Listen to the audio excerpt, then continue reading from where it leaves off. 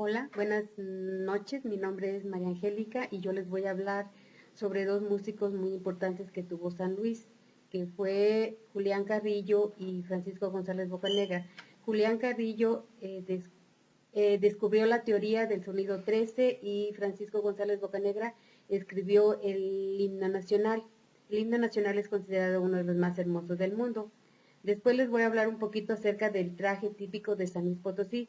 El traje típico de San Luis Potosí es originario de la Huasteca. Lo empezaron a usar las mujeres, huastecas, y después se lo pasaron a las mujeres totonacas y náhuatl. Lo que ellas tejen en este vestuario se dice que significan las plantas y los animales, y también significa el árbol genealógico. Ahora les voy a hablar un poco acerca de la arquitectura de San Luis Potosí. La arquitectura de San Luis Potosí es de estilo barroco y estilo neoclásico. Esos edificios se construyeron en el siglo XVIII y XIX. Como ustedes aquí podrán ver, aquí tenemos algunos edificios como es la Iglesia del Carmen, el Teatro de la Paz, el Museo del Virreinato, la Alameda. Bueno, esos edificios se dice que pertenecían eran terrenos que pertenecían a un señor que se llamaba Nicolás Torres,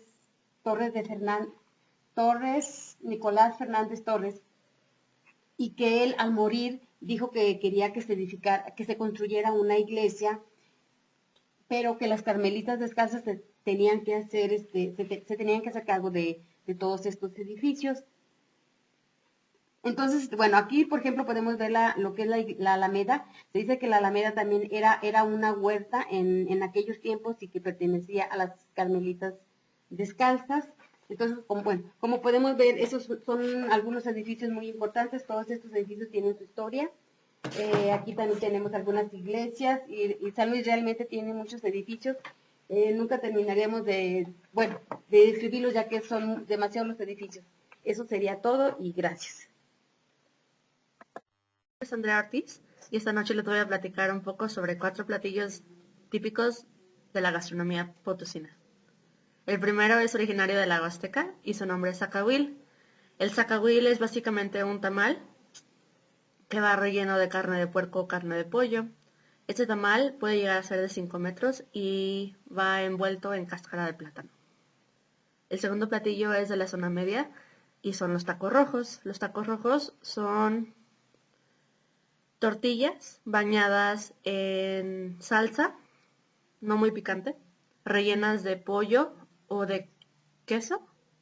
Encima de los 4 o 5 taquitos que se hagan, va lechuga, papas cocidas y queso espolvoreado. El tercer platillo es de la zona altiplano y es el asado de boda. Este platillo es carne de puerco sazonada con diferentes especies y una salsa de chiles un poquito, no muy picantes, pero más o menos picantes. Se sirve con arroz y tortillas. El cuarto platillo es de la zona centro, son las enchiladas potosinas. Estas tienen su origen en el municipio de Soledad de Graciano Sánchez y nacen por accidente. En cuanto a postres, San Luis tiene mucho que ofrecer. Hay campechanas, que nacen también en el municipio de Santa María del Río, que es básicamente una especie de pan. Se hace con pasta de hojaldre y se come ya sea con cajeta o con un buen café. También los chocolates Constanza son muy populares. Las obleas de las sevillanas, que tienen su origen en el municipio de Matehuala. Una bebida típica potosina es el colonche. El colonche es el jugo que se le extrae y se fermenta de las tunas de Cardona. Bueno, pues es todo por hoy. Muchas gracias. Hasta luego. Lilia Moreno. Voy a hablar acerca de algunos hechos históricos en la ciudad de San Luis Potosí.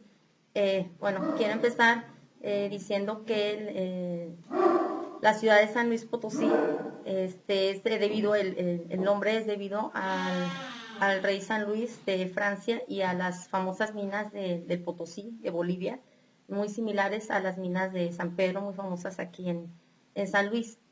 En este territorio de San Luis Potosí, muchos años antes de que llegaran los españoles, lo habitaban grupos indígenas llamados los huachichiles. Estos grupos indígenas estaban feroz y tenazmente en contra del asentamiento de los españoles, estaban totalmente en contra de la evangelización y bueno, hacían varias guerrillas en contra de los españoles, hasta que eventualmente el capitán Miguel Caldera venía a hacer en grupos de misiones, de misioneros, encabezados por Fray Diego de la Magdalena, y poco a poco, bueno, empezaron a convencer y a evangelizar a los huachichiles hasta que, bueno, estuvieron en Santa Paz. Posteriormente, la primera fundación de San Luis Potosí se hizo en lo que es actualmente la Plaza de Fundadores. Tiempo después, el 3 de noviembre de 1592, oficialmente los españoles fundaron la ciudad de San Luis Potosí. Otro, bueno, importante hecho histórico que quiero mencionar, en la época del Porfiriato, Porfirio Díaz había declarado en una entrevista que ya no se iba a reelegir después de todos los años que estuvo en el gobierno. Entonces, Francisco I. Madero se empezó a viajar por toda la República postulándose para presidente. Entonces, bueno, Porfirio Díaz, a raíz de eso, encarceló a Francisco I. Madero para él poderse reelegir nuevamente para presidente. Aquí en San Luis Potosí fue donde estuvo preso Francisco I. Madero. Él, después de las elecciones, él pudo escapar, se fue a San Antonio, ahí dictó el plan de San Luis, que decía que tenían que luchar en contra de Porfirio Díaz y regresarle a los campesinos sus tierras. Y bueno, básicamente eso es los hechos históricos más importantes en San Luis Potosí. Gracias. Mi nombre es Joana Gutiérrez y les voy a hablar acerca de las leyendas potosinas. Primero que nada, una leyenda es un hecho real, adornado con elementos fantásticos, que se transmite de generación en generación y, bueno, por lo mismo sufre modificaciones a través del tiempo. En San Luis Potosí se cuentan varias leyendas. De las más famosas está la Dama Enlutada, está la Loca Zuley, está Juan del Jarro, el Duendecito, el Carretón del Diablo, la Casa Macabra, entre otras. Y en esta ocasión, bueno, les voy a platicar acerca de la Dama Enlutada. Eran las 2 de la mañana cuando Abel, un conductor de taxi, pasaba frente a los portales del Panteón del Saucito cuando una mujer vestida de negro le hizo la parada. Esta mujer le pidió que la llevara a diferentes templos de San Luis Potosí, iniciando en el de San Francisco, en el cual, bueno, en la puerta cerrada del templo se puso a rezar unos minutos, y bueno, así fue. Lo mismo fue en San Miguelito, en el santuario de Guadalupe, en San Sebastián, en el Montecillo, en el templo del Apóstol Santiago y finalmente en el templo del Saucito.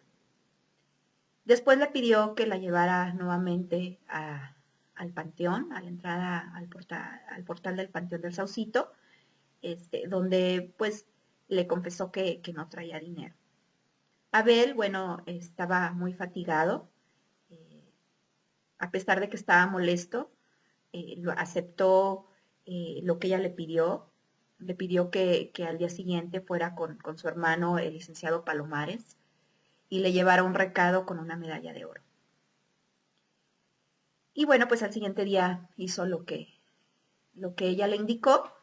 El licenciado, al escuchar lo que le comentó Abel, pues estaba muy sorprendido, leyó el recado y y al terminar pues le confirmó que efectivamente pues era la letra y la firma de su hermana.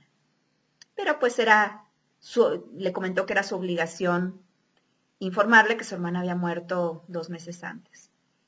Abel estaba muy, muy asustado, por lo cual ni siquiera aceptó el dinero y se dirigió a su casa, de la cual no volvió a salir. Poco tiempo después murió de una rara enfermedad. Y bueno, pues esta es una de las leyendas más contadas en San Luis Potosí. Muchísimas gracias.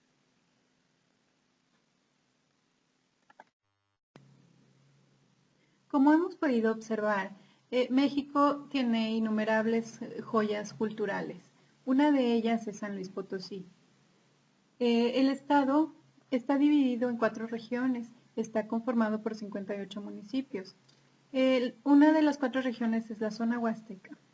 Esta región se considera muy calurosa, llena de vegetación. Tenemos la zona media, que es un poco más seco, pero igual es muy caluroso. En la zona centro, que es donde se encuentra la capital, es un clima muy seco. A mí en lo personal se me hace muy caluroso también. Pero es lo contrastante de los climas del estado, porque así como en la zona huasteca hay mucho calor, en la zona altiplano es demasiado seco y puede llegar a ser mucho frío. Se dice que los primeros pobladores fueron recolectores y cazadores. Después se fueron añadiendo los huastecos. El descubrimiento de las minas del Potosí dio lugar a un crecimiento en la cuestión de arquitectura y en la cuestión artística para el Estado.